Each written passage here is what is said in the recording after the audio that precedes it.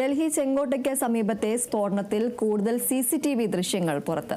സ്ഫോടനം നടന്ന സിഗ്നലിന് സമീപത്തെ CCTV ദൃശ്യങ്ങളാണ് പുറത്തു വന്നത്. കൂടാതെ അന്വേഷണത്തിന് 10 അംഗ സംഘത്തെ നിയോഗിച്ചു. വിവരങ്ങളുമായി അതുല്യ രാമചന്ദ്രൻ ചേരുന്നു. അതുല്യ, ഈ സ്ഫോടനത്തിന്റെ ഇപ്പോൾ കൂടുതൽ CCTV ദൃശ്യങ്ങളാണ് ലഭിച്ചിരിക്കുന്നത്. കൂടുതൽ വിവരങ്ങൾ എന്തൊക്കെയാണ്? ദീപ്തി, ദില്ലിയിൽ നടന്ന സ്ഫോടനവുമായി ബന്ധപ്പെട്ട വലിയ വിവരങ്ങളാണ് ഇപ്പോൾ പുറത്തു വരുന്നത്. അതിൽ NIA ഇന്നലെ തന്നെ അന്വേഷണം ഏറ്റെടുത്തിരുന്നു. ഇപ്പോൾ നിലവിൽ ഈ അന്വേഷണത്തിനായി ഒരു 10 അംഗ പ്രത്യേക സംഘത്തെ NIA രൂപീകരിച്ചിട്ടുണ്ട് എന്നുള്ളതാണ് ഏറ്റവും പുതിയതായി പുറത്തു വരുന്ന വിവരം. നിലവിൽ ജമ്മു കശ്മീർ, അതുപോലെ തന്നെ ഹരിയാന, ഡൽഹി എന്നിവിടങ്ങളിലെ പോലീസ് സേനകൾ പല സമയങ്ങളിലായി വിവിധ ഇടങ്ങളിലായി നടത്തിയ റെയ്ഡുകൾ അടക്കമുള്ളവയുടെ വിവരങ്ങൾ ഈ 10 അംഗ സംഘത്തിന് കൈമാറും. ഇനി ഈ 10 അംഗ സംഘത്തിന്റെ നേതൃത്വത്തിലായിരിക്കും അന്വേഷണം നടക്കുക. ADGP വിജയ് സാഖറെയാണ് ഈ 10 അംഗ സംഘത്തെ നയിക്കുന്നത്. സംഘത്തിൽ ഒരു IG, 2 DIGമാർ, അതുപോലെ തന്നെ 3 SP മാർ, ബാക്കി 4 DSPമാർ എന്നിവരാണ് സംഘത്തിൽ ഉണ്ടായിരിക്കുക. ഉന്നത ഉദ്യോഗസ്ഥർ അടങ്ങുന്ന, അല്ലെങ്കിൽ ഏറ്റവും പ്രധാനപ്പെട്ട റാങ്കിലുള്ള ഉദ്യോഗസ്ഥർ അടങ്ങുന്ന ഒരു സംഘമാണ് ഈ 10 അംഗ സംഘം എന്ന് പറയുന്നത്. വിജയ് സാഖറെ അടക്കം അദ്ദേഹമാണ് ഇതിന് നേതൃത്വം നൽകുക. ഒരു IG, 2 DIG, 3 SP മാർ, ബാക്കി 4 DYSPമാർ എന്നിവരാണ് ഈ സംഘത്തിൽ ഉണ്ടായിരിക്കുക. ഇവരാണ് ഇനി ഇവിടുന്ന് അങ്ങോട്ട് അന്വേഷണം ഏറ്റെടുക്കുക. നിലവിൽ ഈ സംഘവുമായി ബന്ധപ്പെട്ട് NIAയുടെ ഡയറക്ടർ ജനറലും അതുപോലെ തന്നെ ഇന്റലിജൻസ് ബ്യൂറോ വിഭാഗം മേധാവിയും തമ്മിലുള്ള കൂടിക്കാഴ്ച അല്പസമയത്തിനകം നടക്കും. ആ കൂടിക്കാഴ്ചയ്ക്ക് ശേഷം ഈ 10 അംഗ സമിതിയും ചേരും. അവരിരുന്നു കൊണ്ടൊരു പുരോഗതി, ഇതുവരെയുള്ള അന്വേഷണ പുരോഗതി വിലയിരുത്തും. അതിനുശേഷമായിരിക്കും ജമ്മു കശ്മീരിൽ നിന്നും ഹരിയാനയിൽ നിന്നും ഡൽഹിയിൽ നിന്നുമുള്ള വിവരങ്ങൾ ഇവർക്ക് കൈമാറുക.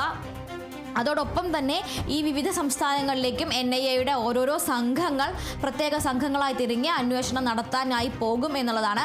ജമ്മു കശ്മീർ, ഡൽഹി, ഹരിയാന, ഉത്തർപ്രദേശ് എന്നീ 4 സംസ്ഥാനങ്ങളിലേക്കായി 4 പ്രത്യേക സംഘങ്ങളെ രൂപീകരിച്ചിട്ടുണ്ട്. അവരും അതാത് സംസ്ഥാനങ്ങളിൽ ഈ പറയുന്ന ആളുകളുമായി ബന്ധപ്പെട്ട അവരുടെ ജന്മനാട്, അതുപോലെ തന്നെ പഠിച്ച സ്ഥലങ്ങൾ, അവിടെയെല്ലാം തന്നെ പരിശോധനകൾ നടത്തും എന്നുള്ളതാണ്. മറ്റൊരു പ്രധാനപ്പെട്ട കാര്യം എന്ന് പറയുന്നത്, ഈ പൊട്ടിത്തെറിച്ച ഹ്യുണ്ടായി i20 കാറ്, ആ കാറ് ഉമർ അബ്ദുള്ളയ്ക്ക് വിറ്റ ഡീലറിനെ ഇന്നലെ കസ്റ്റഡിയിൽ എടുത്തിരുന്നു. ആ ഡീലറുടെ അറസ്റ്റ് ഇപ്പോൾ രേഖപ്പെടുത്തിയിട്ടുണ്ട്.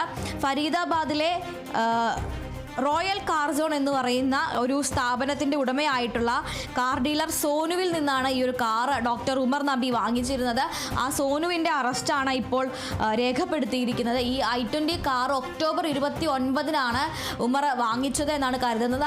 അന്ന് വാങ്ങിച്ച ദിവസം തന്നെ ഈ റോയൽ കാർ സോണിന് പുറത്തുള്ള മലിനീകരണ പുകപരിശോധന കേന്ദ്രത്തിൽ നിന്ന് സോനു നേരിട്ട് ഇടപെട്ടാണ് ഈ കാറിന് പുക സർട്ടിഫിക്കറ്റ് വാങ്ങിച്ചു കൊടുത്തത്. അതായത് വളരെ അടിയന്തരമായി തന്നെ കാർ വാങ്ങിച്ച അന്ന് തന്നെ അപ്പോൾ തന്നെ സോനു നേരിട്ട് ഇടപെട്ട് അതിൻ്റെ മലിനീകരണ നിയന്ത്രണ സർട്ടിഫിക്കറ്റ് അടക്കം ശരിയാക്കി കൊടുത്തിരുന്നു. അതിനുശേഷം ഒക്ടോബർ 29 മുതൽ നവംബർ 10 വരെ ഈ കാറ് ഈ ഡോക്ടർ ഉമർ നബിയും അതുപോലെ തന്നെ മുസമ്മിൽ ഷക്കീൽ അടക്കമുള്ള മറ്റ് ഡോക്ടർമാർ ജോലി ചെയ്തിരുന്ന അൽഫല യൂണിവേഴ്സിറ്റി അല്ലെങ്കിൽ അൽഫല മെഡിക്കൽ കോളേജിൻ്റെ ക്യാമ്പസിലെ പാർക്കിംഗ് സ്പേസിൽ 10 ദിവസം പാർക്ക് ചെയ്തിട്ടിരിക്കുകയായിരുന്നു എന്നാണ് ഇപ്പോൾ കണ്ടെത്തിയിരിക്കുന്നത്. ഈ കാറ് പാർക്ക് ചെയ്തിരുന്നത് കഴിഞ്ഞ തലേ ദിവസം പിടിയിലായ ഡോക്ടർ മുസമ്മിൽ ഷക്കീലിൻ്റെ കാറിന് തൊട്ടപ്പുറത്തായാണ് പാർക്ക് ചെയ്തിരുന്നത്. മുസമ്മിൽ ഷക്കീൽ ഉപയോഗിച്ചിരുന്ന കാറ് ഡോക്ടർ ഷഹീന എന്ന് പറയുന്ന പിടിയിലായ ഒരു വനിതാ ഡോക്ടറുണ്ട്. ആ പിടിയിലായ വനിതാ ഡോക്ടറുടെ പേരിലാണ് രജിസ്റ്റർ ചെയ്തിരുന്നത്. ഇവരുടെ കാറിൽ നിന്ന് നേരത്തെ AK-47 റൈഫിളുകൾ അടക്കമുള്ള സ്ഫോടക വസ്തുക്കൾ ഇവരുടെ കാറിൽ നിന്ന് കണ്ടെത്തിയിരുന്നു. ഇപ്പോൾ നിലവിൽ അന്വേഷണ സംഘത്തിൻ്റെ നിഗമനം എന്ന് പറയുന്നത്, ഈ ഇരു കാറുകളും അടുത്തടുത്തായാണ് പാർക്ക് ചെയ്തിരുന്നത്. അതിനുശേഷം മുസമ്മിൽ ഷക്കീലിനെയും ഷഹീനയെയും ഡൽഹി പ്രത്യേക പോലീസ് സെല്ല് പിടികൂടുകയും അവരിൽ നിന്ന് സ്ഫോടക വസ്തുക്കൾ കണ്ടെടുക്കുകയും ചെയ്തതോടെ ഉമർ നബി പരിഭ്രാന്തനാവുകയും ഈ തൻ്റെ കാറിലുണ്ടായിരുന്ന അൽഫലാഹ് മെഡിക്കൽ കോളേജിൽ 10 ദിവസമായി നിർത്തിയിട്ടിരുന്ന തൻ്റെ കാറിലുണ്ടായിരുന്ന സ്ഫോടക വസ്തു ശേഖരം മാറ്റാൻ നിർബന്ധിതനാവുകയും ചെയ്തു. അതുകൊണ്ട് തന്നെ അത്തരത്തിൽ ഈ സ്ഫോടക വസ്തുക്കളുടെ ശേഖരം ധൃതി പിടിച്ച് കൈകാര്യം ചെയ്ത് മാറ്റാൻ ശ്രമിക്കുന്നതിനിടെ അത് അബദ്ധത്തിൽ പൊട്ടിയതാണ് എന്നാണ് ഇപ്പോഴത്തെ നിഗമനം. ഈ സ്ഫോടക വസ്തുക്കൾ ഡൽഹിയിൽ നിന്ന് മറ്റൊരിടത്തേക്ക് മാറ്റാനുള്ള ശ്രമത്തിനിടെയാണ് അപകടം ഉണ്ടായിരിക്കുന്നത് എന്നാണ് ഇപ്പോൾ കരുതുന്നത്. ഒക്ടോബർ 10-ന് രാവിലെ ഈ വാഹനം അവിടെ നിന്ന് എടുക്കുകയും അതിനുശേഷം ഡൽഹിയിലെ മയൂർ വിഹാറിലേക്കാണ് ഉമർ നബി പോകുന്നത്. അതിനുശേഷം മയൂർ വിഹാറിൽ നിന്ന് കൊണോട്ട് പ്ലേസിലും ഇയാൾ 1 മണിക്കൂറോളം ഈ കാറിൽ ചെലവഴിക്കുന്നുണ്ട്. അതിനുശേഷം ഈ കാറ് ചാന്ദിനി ചൗക്ക് മാർക്കറ്റ്, അതായത് ഈ സ്ഫോടനം നടന്നതിന് തൊട്ടടുത്തുള്ള തിരക്കേറിയ ചാന്ദിനി ചൗക്ക് എന്ന് പറയുന്ന മാർക്കറ്റിനടുത്തുള്ള സുനേരി മസ്ജിദിന്റെ പാർക്കിംഗ് സ്ഥലത്ത് പാർക്ക് ചെയ്തിടുകയായിരുന്നു. ഏതാണ്ട് 3:20 മുതൽ 6:30 വരെ 3 മണിക്കൂർ ആ പാർക്കിംഗ് സ്പേസിൽ തന്നെയാണ് ഈ കാറ് പാർക്ക് ചെയ്തിട്ടുണ്ടായിരുന്നത്. ഈ ഉമർ നബി കാറിനുള്ളിൽ നിന്ന് പുറത്തിറങ്ങാതെ കാറിനുള്ളിൽ തന്നെ ഇരിക്കുകയായിരുന്നു. 6:30 ശേഷം ചാന്ദിനി ചൗക്കിൽ നിന്ന് ഇയാൾ ചെങ്കോട്ടയ്ക്ക് മുന്നിലുള്ള, അതായത് ലാൽക്കില മെട്രോ സ്റ്റേഷന് സമീപമുള്ള സുഭാഷ് മാർഗ് എന്ന് പറയുന്ന ആ റോട്ടിലൂടെ കാർ ഓടിച്ചു പോവുകയായിരുന്നു. അതിനിടയിൽ ട്രാഫിക് സിഗ്നൽ വീഴുകയും ട്രാഫിക് സിഗ്നലിൽ പെട്ടെന്ന് നിർത്തേണ്ടി വന്നപ്പോൾ ആ പരിഭ്രാന്തിയിലാണ് ഈ ഒരു അപകടം നടന്നിരിക്കുന്നത്. അതാണ് പൊട്ടിത്തെറിക്ക് കാരണമായിരിക്കുന്നത് എന്നാണ് ഇപ്പോൾ കണ്ടെത്തിയിരിക്കുന്നത്. എന്തായാലും ഈ കാറുമായി ബന്ധപ്പെട്ടും അതുപോലെ തന്നെ അൽഫല യൂണിവേഴ്സിറ്റിയുമായി ബന്ധപ്പെട്ടും ഇപ്പോൾ പരിശോധനകൾ പുരോഗമിച്ചുകൊണ്ടിരിക്കുകയാണ്. 10 ദിവസത്തോളം ആ കാറ് അവിടെ പാർക്കിംഗ് സ്പേസിൽ നിർത്തിയിട്ടിരുന്നു എന്നുള്ളതും, അതും സ്ഫോടകവസ്തു ശേഖരം പിടിച്ചെടുത്ത 2 കാറുകളും ദിവസങ്ങളോളം അടുത്തടുത്തായി ആ പാർക്കിംഗ് സ്പേസിൽ പാർക്ക് ചെയ്തിട്ടിരുന്നു എന്നുള്ളതെല്ലാം ദുരൂഹം തന്നെയാണ്. അതുകൊണ്ട് തന്നെ അൽഫല മെഡിക്കൽ കോളേജിലെയും യൂണിവേഴ്സിറ്റിയിലെയും CCTV ദൃശ്യങ്ങൾ NIA ഇപ്പോൾ ശേഖരിക്കുന്നുണ്ട്. ഇവർ കാറിനടുത്ത് വന്നു പോയിരുന്നതും കാറിലേക്ക് സ്ഫോടക വസ്തു എത്തിച്ചത് എങ്ങനെയാണ് എന്നതടക്കമുള്ള കാര്യങ്ങൾ ഈ CCTV ദൃശ്യങ്ങൾ ലഭിക്കുന്നതിലൂടെ വ്യക്തമാകുമെന്നാണ് കരുതുന്നത്. എന്തായാലും ഇപ്പോൾ അൽഫല മെഡിക്കൽ കോളേജിൽ NIA സംഘം പരിശോധന തുടരുകയാണ്. എന്തായാലും അവിടെ സ്ഥിരമായി ഇനി NIAയുടെ സാന്നിധ്യം ഉണ്ടായിരിക്കുമെന്ന് തന്നെയാണ് കരുതുന്നത്.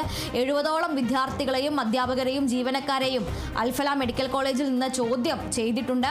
അതുപോലെ തന്നെ ഫരീദാബാദ്, അതുപോലെ പുൽവാമ, ജമ്മു കശ്മീരിലെ ഇപ്പോൾ നിലവിൽ പിടിയിലായിരിക്കുന്ന ഡോക്ടർമാരുടെ എല്ലാം തന്നെ ജന്മ നാടുകളിലെല്ലാം തന്നെ അവരുടെ ബന്ധുക്കളെയും പരിചയമുള്ളവരെയും ഇത്തരത്തിൽ ചോദ്യം ചെയ്യുന്നുണ്ട്. ഇവരുടെ ഒളിയിടങ്ങൾ, കൂടുതൽ ആളുകൾ, ഇവരുമായി ബന്ധമുള്ള മറ്റു ആളുകളെ എല്ലാം കണ്ടെത്താൻ വേണ്ടിയാണ് ഇപ്പോൾ ഈ ഒരു ചോദ്യം ചെയ്യൽ നടക്കുന്നത്. എന്തായാലും ഇതുമായി ബന്ധപ്പെട്ട 15 പേരോളം ഇതുവരെ കസ്റ്റഡിയിലായിട്ടുണ്ട്.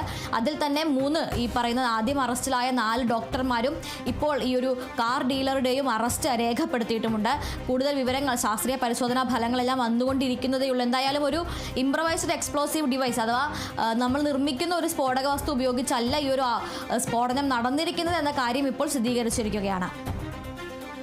ശരി, ചെങ്കോട്ടയ്ക്ക് സമീപത്തെ സ്ഫോടനത്തിൽ കൂടുതൽ CCTV ദൃശ്യങ്ങൾ പുറത്തു വന്നിരിക്കുകയാണ്. സ്ഫോടനം നടന്ന സിഗ്നലിന് സമീപത്തെ CCTV ദൃശ്യങ്ങളാണ് പുറത്തു വന്നിരിക്കുന്നത്. കൂടാതെ അന്വേഷണത്തിന് 10 അംഗ സംഘത്തെയും നിയോഗിച്ചിട്ടുണ്ട്. അതുല്യ രാമചന്ദ്രനാണ് വിവരങ്ങൾ നൽകിയത്.